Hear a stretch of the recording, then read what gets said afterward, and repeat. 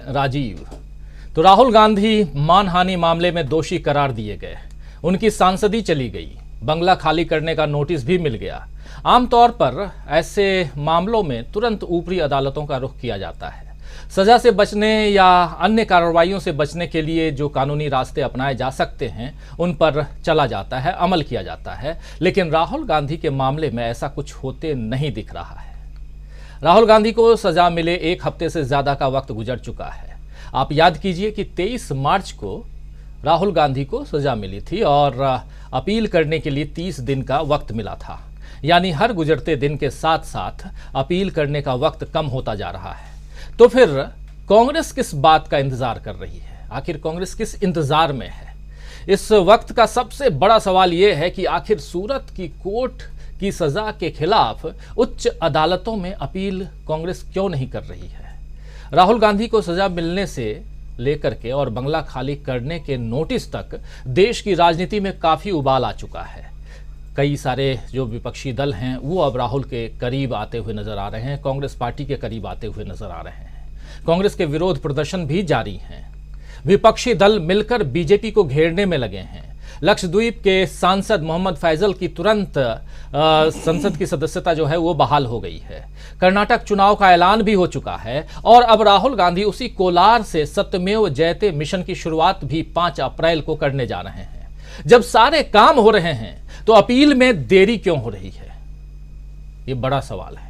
कहा तो यह जा रहा है कि फैसला गुजराती में आया है, इसीलिए इसका अंग्रेजी अनुवाद होने में वक्त लग रहा है। शायद इस वजह से कांग्रेस अब तक अपील नहीं कर पाई है। लेकिन यह तर्क आम लोगों पर तो लागू हो सकता है, मगर कांग्रेस जैसी बड़ी पार्टी के पास कुछ 100-200 पन्नों के अनुवाद के लिए मामला अटक जाए, ये बात गले में नहीं उतरती है, गले से नहीं उतरती है कह सकते हैं। इसीलिए यहां कई सवाल खड़े होते हैं। सवाल ये कि क्या राहुल गांधी के अपील न करने के पीछे कोई और रणनीति है? क्या कांग्रेस चाहती है कि इस मामले में बात और बढ़े और राहुल गांधी को लेकर जनता के बीच सहानुभूति का माहौल बने, या फिर कांग्रेस 30 दिन के भीतर माहौल को परख कर फिर आगे बढ़ेगी?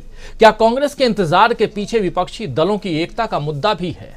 क्या विपक्षी दल कांग्रेस के नेतृत्व में और राहुल गांधी के चेहरे पर एक साथ आ सकते हैं, या इसमें भी कोई पेंच रहेगा जिसे कसने का इंतजार कांग्रेस को है? आखिर चल क्या रहा है? राहुल गांधी के मन में क्या चल रहा है और क्या है कांग्रेस की रणनीति?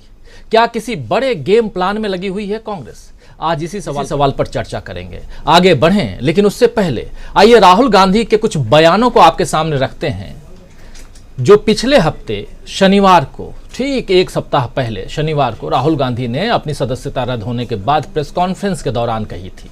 उस प्रेस कॉन्फ्रेंस में राहुल गांधी ने आगे का प्लान बताया था। सुनते हैं क्या कुछ कह रहे हैं राहुल गांधी आगे की प्लानिंग को लेकर के।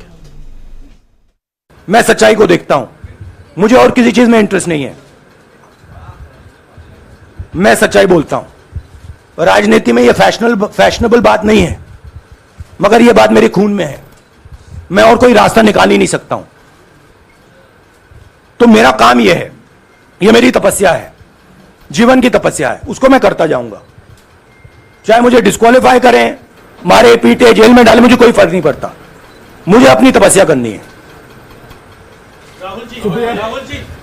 इस देश ने मुझे सब कुछ दिया है। शांत हो जाइए। इस देश ने मुझे सब कुछ दिया है, प्यार दिया है, इज्जत दी है, इसलिए मैं ये करता हूं। गौर फरमाने वाली बात यह है यहाँ पे कि चाहे मुझे डिस्क्वालीफाई करें, मारे पीटें या जेल में डालें, लेकिन मुझे मेरे ऊपर कोई फर्क नहीं पड़ता। मैं जो कर रहा हूं वही आगे करता रहूंगा। तो ये राहुल गांधी प्रेस कॉन्फ्रेंस में पिछले हफ्ते शनिवार को डिस्क्वालिफिकेशन यानी कि संसद से उनकी सदस्यता खत्म होने के बाद और उससे पहले, उसके 2 दिन पहले जब उन्हें सजा मिली थी, यानी कि 2 साल की सजा का जो ऐलान हुआ था सूरत की कोर्ट से, उसके बाद डिस्क्वालीफाई होते हैं और फिर प्रेस कॉन्फ्रेंस करते हैं, प्रेस को संबोधित करते हैं, सवालों का जवाब देते हैं। उस जवाब में ये कह रहे थे राहुल गांधी। सजा के खिलाफ आगे की रणनीति के बारे में पूछे जाने पर राहुल गांधी ने कहा था कि हमारी लीगल टीम इसे देख रही है। सजा के खिलाफ आगे की रणनीति के बारे में यहाँ स्पेशली मेंशन कर रहा हूं। तो उन्होंने कहा था कि हमारी लीगल टीम इसे देख रही है। सुनिए, ये भी सुन लेते हैं। देखिए, अब ये लीगल डिस्कशन है, उस पर मैं टिप्पणी नहीं करना चाहता हूं क्योंकि ये कोर्ट में मामला है। मगर मैं जो भी सवाल उठाता हूं वो सोच समझ के। तो ये सुन रहे थे राहुल गांधी को, जो कह रहे हैं कि जो भी कदम मैं उठाता हूं वो सोच समझकर उठाता हूं। और इसके अलावा अपनी संसद की सदस्यता को लेकर के भी राहुल गांधी ने कहा था कि सदस्यता रहे या जाए, मैं अपना काम करता रहूंगा। ये भी सुनिए। मुझे उम्मीद में कोई इंटरेस्ट नहीं है, चाहे मुझे सदस्यता मिले ना मिले, मैं अपना काम करूंगा। अगर ये मुझे परमानेंटली डिस्क्वालीफाई कर दें तो भी मैं अपना काम करूंगा। अगर मुझे रीइंस्टेट कर दें तो भी मैं अपना काम करूंगा। मुझे कोई फर्क नहीं पड़ता मैं पार्लियामेंट के अंदर हूं या बाहर हूं, कहां हूं। मैंने आपसे कहा मुझे अपनी तपस्या करनी है, मैं उसको करके दिखाऊंगा। राहुल जी, आपने कहा आपके लिए नहीं, अपने लिए। तो मुझे कोई फर्क नहीं पड़ता, मेरी सदस्यता रहे या जाए, मैं अपनी तपस्या करता रहूंगा। सदन के अंदर रहूं तब, सदन के बाहर रहूं तब। ये सब बात कह रहे हैं राहुल गांधी। 3 बाइट राहुल गांधी के 3 बयान आपके सामने रख करके हम ये समझने की कोशिश कर रहे हैं, उनके इन बयानों का मतलब समझने की कोशिश कर रहे हैं कि क्या राहुल अपनी सजा को लेकर पूरी तरह से निश्चिंत हैं या कांग्रेस का कुछ और गेम प्लान है।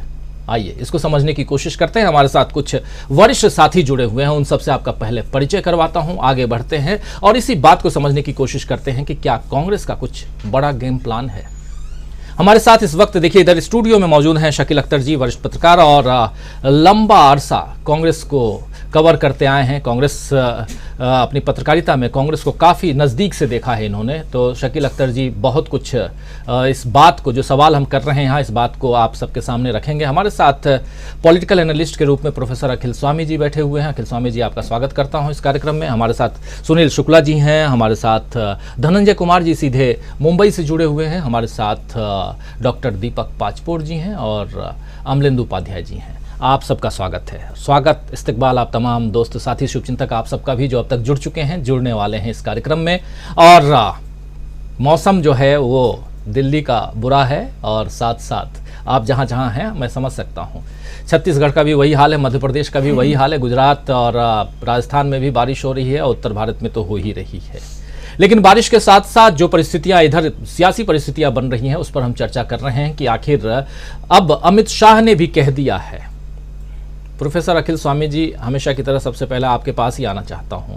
अमित शाह भी कह रहे हैं कि आखिर राहुल गांधी जा क्यों नहीं रहे हैं, मतलब इस सजा के खिलाफ ऊपरी अदालत में क्यों नहीं जा रहे हैं। और अब ये चर्चा का विषय इसलिए भी है क्योंकि दुनिया की नजरें टिकी हुई हैं, विदेशी लोगों ने भी, देखिए जर्मनी का कल एक बयान आया, उस पर भी बवाल मच गया। उस बयान को लेकर के दिग्विजय सिंह ट्वीट करते हैं, उसके ऊपर किरण रिजिजू ट्वीट कर देते हैं और फिर वहां पे कहते हैं कि देश को तोड़ने वाला काम आप लोग कर रहे हैं। और खासकर राहुल गांधी ने जिस इंटरफेरेंस की बात की थी वही यहाँ दिखाई दे रहा है। अमेरिका कह रहा है तब भी आपको बुरा लगता है, संयुक्त राष्ट्र संघ से बात आती है राहुल के पक्ष में, वो तब भी बुरा लगता है, दुनिया के तमाम अखबार लिखते हैं तब भी बुरा लगता है। लेकिन सबकी नजरें टिकी हुई हैं कि राहुल आखिर जा क्यों नहीं रहे हैं ऊपरी अदालत में, आखिर ये देरी क्यों? क्या मामला सिर्फ और सिर्फ ये 170 पेज के